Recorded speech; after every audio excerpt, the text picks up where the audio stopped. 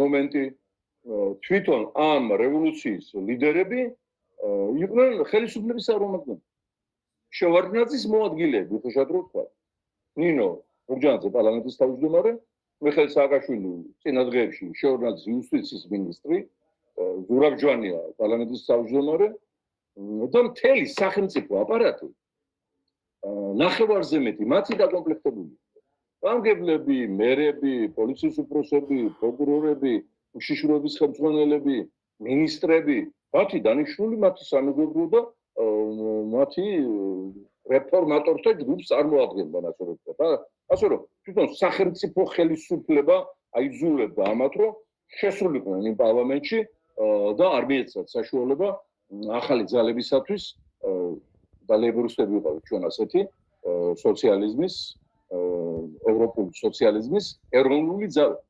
ლეიბორისტები იყავით მაშინაც მარტო დანარჩენი იყო ბანდიტი აბაშიძე, ის ყაჩაღი მრეწველები და ახალგაზრდა ყაჩაღი ახალი მემარჯვენეები და ის წვრილი პარტიები. ჩვენი მიუღებლობა ჰქონდა ადგილობრივ ოლიგარქიასაც, რუს იმპერიალისტებსაც და ამერიკელ იდიოტებსაც. აი ესე. ხო. და რაც მთავარია და არანაკლები მნიშვნელოვანი. პარლამენტის შენობაში ადმინისტრაციულ ფუნქციებს ახორციელებდა ნინო ბურჯანაძე. პარლამენტის დაცვა, სპეცსამსახური ნინოს ხელში იყო, პარლამენტის თავმჯდომარე იყო, რა ახალი იმის გახსნა.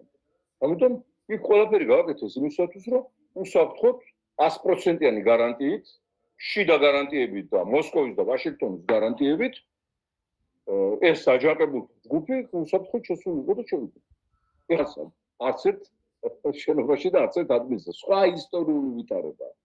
ანუ ნელია ჩვენ უნდა გამოვაგდოთ სწოროდან სასანქციო ბოლით და სასანქციო ბოლი უნდა გამოიწვიოს იმ ცეცხლმა, რომელსაც ჩვენი ხალხი ანთებს ასე ვაშკაცურად, ასე ლამაზად, ასე მაგრად, ასე ისტორიულად და ისი ჭეშმარიტი გამოსახულობა, გამოხატულობა გახდათ 4 ოქტომბერი და იქ მონაწილე ჩვენი ულამაზესი გმირი ხალხი და კოცნით გეფერებით, გეხუტები და ძალიან მიყარხართ და დიდი მადლობა 4 ოქტომბრისათვის.